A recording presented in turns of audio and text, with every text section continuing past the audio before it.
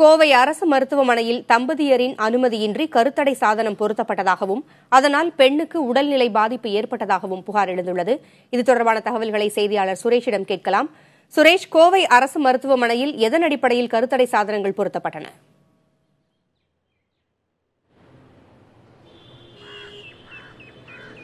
பூங்குழலி, அதாவது பிரசவத்துக்கு அனுமதிக்கப்பட்ட பெண்ணுக்கு தம்பதியினருடைய அனுமதி இல்லாமையே கருத்தடை சாதனமான காப்பர் டீ வைக்கப்பட்டதாக ஒரு அதிர்ச்சிகர ஒரு தகவல், ஒரு புகார் தற்பொழுது வெளியாகி இருக்கிறது.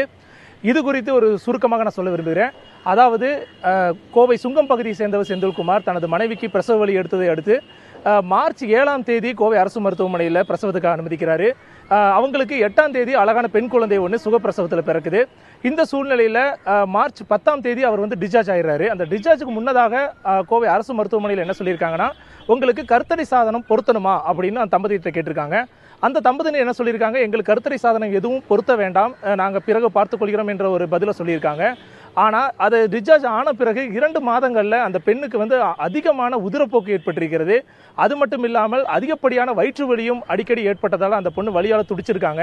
இந்த சூழ்நிலையில் அருகில் இருக்கிற ஒரு தனியார் மருத்துவமனைக்கு போய் இது தொடர்பாக அவங்க சோதனை மேற்கொண்ட போது அந்த தனியார் மருத்துவமனையில் ஸ்கேன் செஞ்சுட்டு வாங்க, நம்ம பார்க்கலாம் அப்படிங்கிற ஒரு பதிலை சொல்லியிருக்காங்க. அதன் அடிப்படையில் தம்பதியினர் போய் ஸ்கேன் செஞ்சு பார்த்தப்ப தான் ஒரு அதிர்ச்சிகரமான ஒரு உண்மை அவங்களுக்கு தெரிய வந்திருக்கிறது. அந்த தம்பதியினருடைய அனுமதி இல்லாமையே கோவை அரசு மருத்துவமனையில் அந்த பெண்ணுக்கு காப்பர் டீ வைத்திருப்பது அந்த ஸ்கேன்ல தெரிய வந்துருச்சு.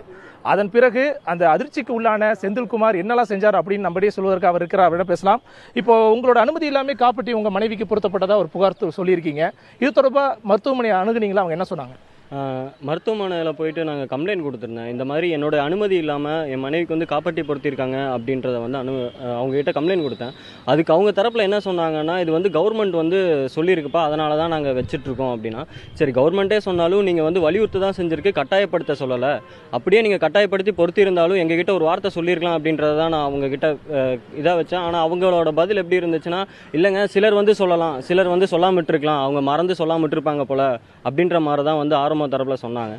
அதனால அவர்கிட்ட ஒரு கம்ப்ளைண்ட் கொடுத்துருக்கேன். இப்போ கம்ப்ளைண்ட் கொடுத்து 10 நாள் ஆச்சு, இப்போ வரைக்கும் எந்த ஒரு ஆக்ஷன் எடுத்த மாதிரி எனக்கு தெரியல. ஸோ இதுக்காக அடுத்து நான் சென்னை மெடிக்கல் கவுன்சிலுக்கு ஒரு கம்ப்ளைண்ட் லெட்டர் அனுப்பிச்சுட்டு இருக்கேன். இப்போ இந்திய மருத்துவ கவுன்சில் வரைக்கும் உங்களோட புகார் அனுப்பியிருக்கேன்னு சொல்லியிருக்கீங்க.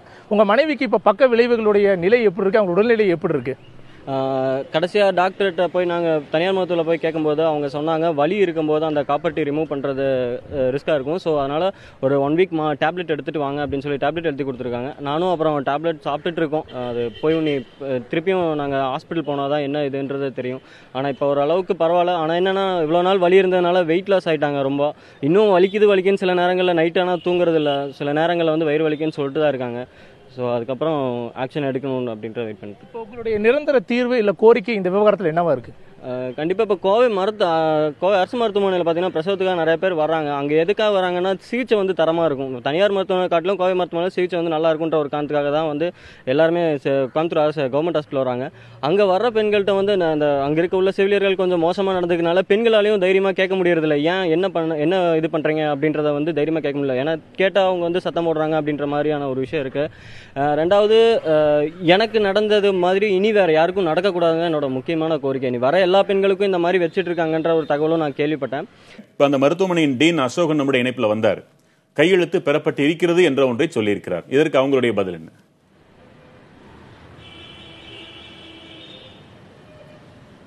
நிச்சயமாக செந்தில்குமார், இப்போ டீன் பேசியிருக்காரு அசோகன். அதில் அந்த படிவத்தில் உங்களுடைய கையெழுத்து இருக்கு, உங்கள்கிட்ட ப்ராப்பராக நாங்கள் அனுமதி வாங்கியிருக்கோம் அப்படிங்கிற பதில சொல்லியிருக்காரு. இதை எப்படி நீங்கள் பார்க்குறீங்க? இது கண்டிப்பாக இதை நான் மறுக்கதான் செய்வேன். ஏன்னா எங்கிட்ட இந்த விஷயமும் சொல்லலை. அவங்க என்ன ஒரு வார்த்தை சொன்னாங்கன்னா, குழந்தை பிறந்தப்போ ஒரு கையெழுத்து வாங்கினாங்க. எதுக்காக வாங்கினாங்கன்னா, பர்த் ஆயிடுச்சு, இங்கே தான் பர்த் ஆயிடுச்சுன்னு சொல்லி அந்த சர்டிஃபிகேட்டை கொடுக்கறதுக்காக கையெழுத்து வாங்குறோன்னு சொல்லி தான் வாங்கினாங்க. அதுக்கு கையெழுத்து போட்டதோட சரி. இந்த காப்பர் டீ வச்ச சம்பந்தமாக இது வரைக்கும் எங்ககிட்ட எந்த ஒரு தகவலை சொல்ல. லாஸ்ட் போன வாரம் நான் 10 நாள் முன்னாடி போய் கம்ப்ளைண்ட் கொடுக்கும்போது கேட்டப்போ கூட இந்த தகவல் எங்கிட்ட அவங்க சொல்லலை. வெங்கட், அதாவது இவருடைய பதில் என்னவாக இருக்கிறது என்றால், அந்த காப்பர் டீ பொருத்துவதற்காக எந்த ஒரு கையெழுத்தும் தன்னிடம் சொல்லி வாங்கவில்லை என்று முழுமையாக அதை மறுப்பு தெரிவிச்சிருக்கிறார். அது மட்டும் இல்லாமல் இந்த காப்பீட்டு சம்பந்தமாக ஜிஹெச்ல போய் செந்தில்குமார் கேட்கும் போதும் இது தொடர்பாக சரியான பதில் அவங்க சொல்லல. இவர் என்ன கேட்டிருக்காரு, எனக்கு சிகிச்சை அளித்த மருத்துவருடைய பெயர் அன்று செவிலியர்களுடைய பெயரை சொல்லுங்க, நான் இது தொடர்பாக வழக்கு தொடர போறேன், அவங்களை கண்டிப்பாக அதில் சேர்த்தணும் சொல்லும்போது அப்போ கூட இவங்க உங்க கையெழுத்து அதில் இருக்குது அப்படிங்கிற எந்த ஒரு விளக்கமும் தரலைங்கிறதா அவருடைய மறுப்பு கருத்தா இருக்கிறது. இவர்கள் தரப்பில் இருந்து வேறு யாராவது கையெழுத்து போட்டிருப்பார்களா? யாரெல்லாம் போட்டிருக்க வாய்ப்பு உண்டு? அந்த பத்திரத்தை நாம் நேரடியாக நீங்க பார்க்க முடிந்ததா?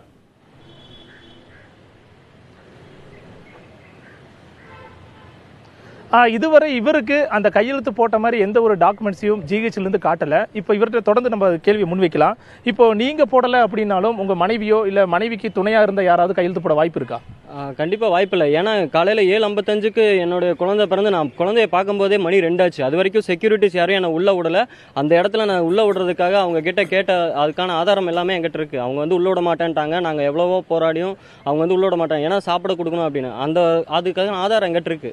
ஆனா என்னை தாண்டி வேற யாரும் அந்த இடத்துல கையெழுத்து போடுறதுக்கான வாய்ப்பு இதுல இல்ல. உங்க மனைவிக்கு துணையா இருந்தது யாரு? அவங்கள்ட்ட கையெழுத்து வாங்கியிருக்காங்களா? அந்த மாதிரி ஏதாவது தகவல் இருக்கா? கண்டிப்பா அம்மா தான் கூட இருந்தாங்க. ஆனா பிறந்த ஒரு 5 நிமிஷத்துலேயே அம்மாவுக்கு அடுத்த வேற ஒரு வேலையா வெளியே அனுப்பிச்சு விட்டதுனால துணி ட்ரெஸ் எல்லாம் கிளீன் பண்ணுவோம் அப்படின்னு சொன்னதுனால அம்மா அந்த இடத்துல கையெழுத்து போடல.